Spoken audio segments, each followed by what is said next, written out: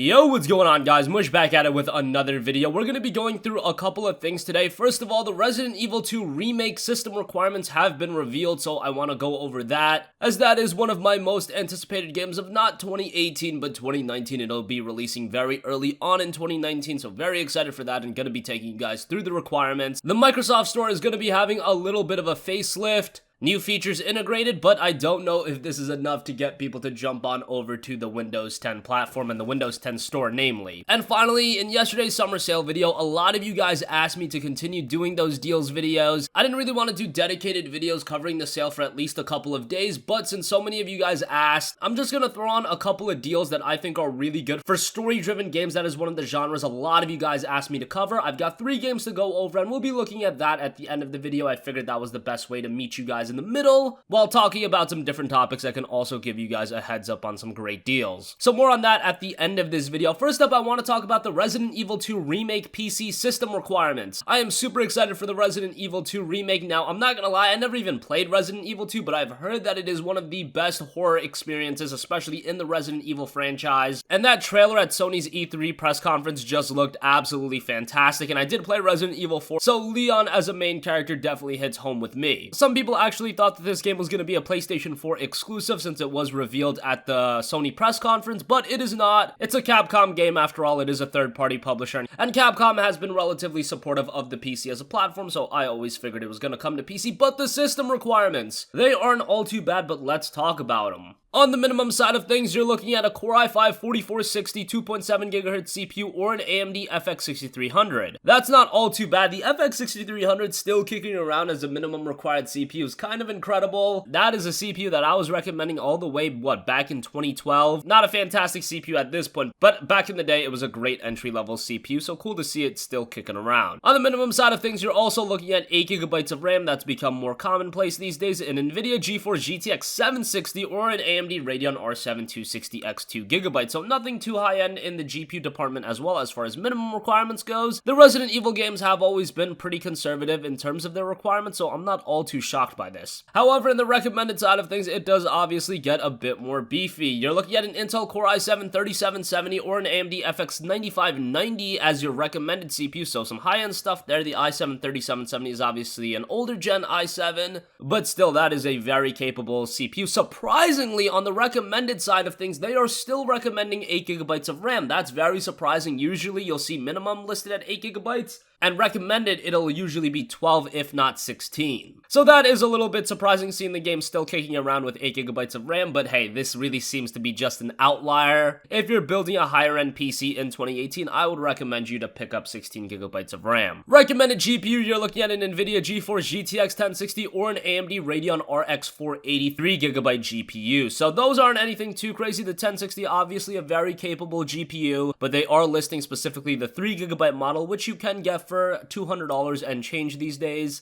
Back 16 months ago, it was quite cheaper than that, of course. So there are the requirements for that game. I don't know if they're going to get changed at all after more optimization is done. I mean, the game at this point is pretty near completion. I believe it's releasing on January 25th. So we're only 7 months away from release. And 7 months, while that might sound like a long time, it really isn't in the game development world, considering a game goes gold 6 to 8 weeks prior to release. And going gold is essentially becoming a finished product. So really, they've only got 5 to 6 more months of development time, and for a big budget video game, that is not a lot of time at all. And even when they revealed the game, it did look like it was relatively far along. So there are the system requirements for the Resident Evil 2 Remake. Let me know if you're as excited for that game as I am. Looks great. The Steam pre-order page is up. It'll be $59.99, and pre-ordering the game will get you some in-game items. There is a deluxe edition, and that'll get you some costumes and some other in-game items as well.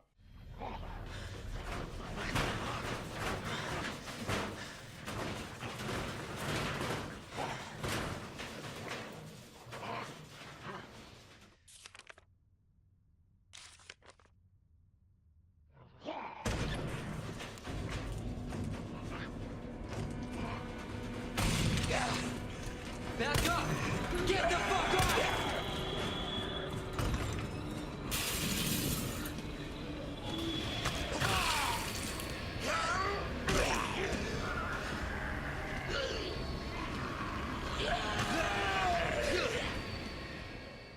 Moving on from that, the Microsoft Store is going to be adding a slew of new features. I don't know if they're the features that we've been waiting for and the features that are going to sell us on the Microsoft Store as a platform and the Windows 10 Store as a platform, but here we go. We've got a wish list feature. That's something that I always highly recommend to use on Steam. However, considering the Windows Store, you're really going on there to just get a couple games here and there. You usually know when booting up the Windows Store what game you're going after. I don't think a wishlist is an absolute necessity, but hey, more features are more features. Microsoft is testing a new navigation panel on PC and tablet, which will allow the user to choose category and subcategory directly to visit from any page of the store. And installation on my devices. This feature will allow you to install applications and games on other Windows 10 devices which share the same MSA. This has been available in a different sense. The option to download games to your connected Xbox One has been available to you, but now you can do it through a more varied set of Windows 10 devices. I know these are small steps, but I still have high hopes for the Microsoft Store and Windows 10 as a gaming platform because at the end of the day, all of those Microsoft games like Halo Infinite, like Gears 5, like all of the Forza games, and any other new games that they developed, such as Ninja Theory's next big game and all of these studios that they're acquiring,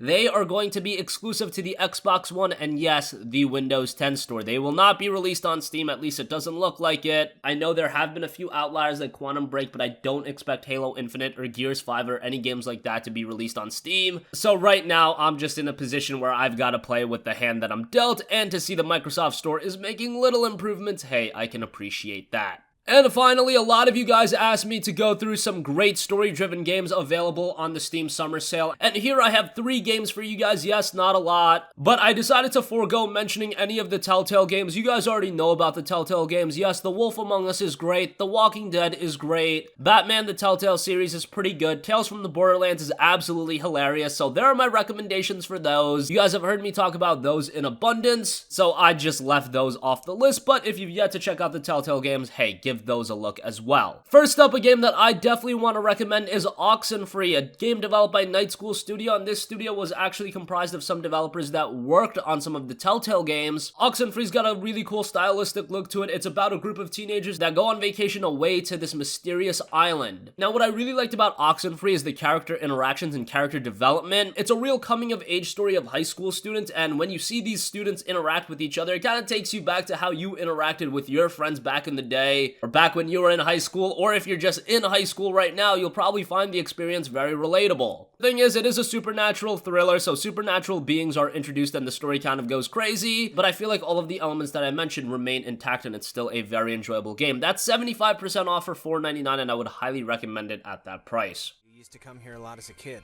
right? To the island. I mean that's what Ren made it sound like. Yeah, but I mean...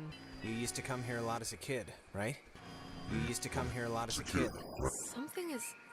Something's wrong.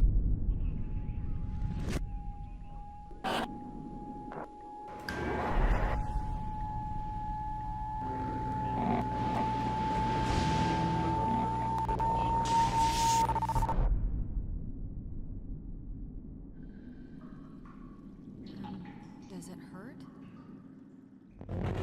Next up is a game that I absolutely love, but I know that it's a hard sell to people, and that is Danganronpa Trigger Happy Havoc. 40% off for $11.99. You can get the Danganronpa 1 and 2 bundle, 46% off for $21.58, and there is the Danganronpa 1, 2, and V3 bundle. That is 41% off for $59.37. Now, Danganronpa V3 is $42 as a part of the sale, so that's where the bulk of that price comes from. If you're just getting into this franchise, you do want to play these games in sequence, though, so bear that in mind. And yes, just looking at the game, it is going to turn a lot of people off right away. You have to be into more Japanese games to even give this game a chance, and I can definitely understand if you are more into Western games why the presentation of this game is going to turn you off right from the get-go. And I really don't know what to say to sell you on that. Honestly, at that point, I would probably work your way into Japanese games with a game like Final Fantasy 15 or Japanese titles that are more catered to Western audiences, like, as I mentioned, Final Fantasy 15, Valkyria Chronicles, titles that a more Western consumer could still enjoy, and then eventually you can and work your way up to the Danganronpa games. However, if you're relatively well versed in Japanese games, I think you can jump right into Danganronpa Trigger Happy Havoc. And I'm not gonna try to sell you on the story of this game because it is so absolutely insane. It is a murder mystery. Give the game 45 minutes to an hour and it'll absolutely hook you. This is a game that I rushed through really quickly, and we're talking, this game took me around 20 hours to complete, and I beat it in like 2 days because I was just so engrossed into the experience. So don't want to talk too much about it because obviously spoiler heavy. Some of the plot twists in this game are absolutely insane, and Danganronpa 2 gets even better. So definitely give these games a look. Just some of the best stories I've ever experienced in a video game. And finally, I do want to give a shout to Frictional Games' Soma. That is 80% off for $5.99. I feel like this is a game that I don't need to sell all too hard. This is a great game, and it comes from the creators of Amnesia: The Dark Descent. Now, of course, it does have more of a horror tone to it compared to Oxen-Free and Danganronpa,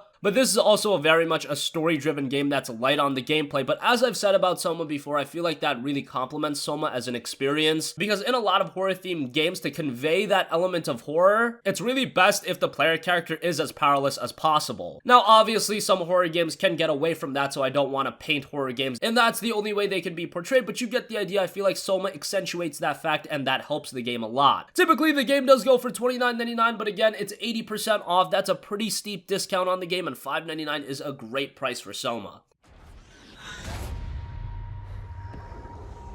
No one told us this could happen.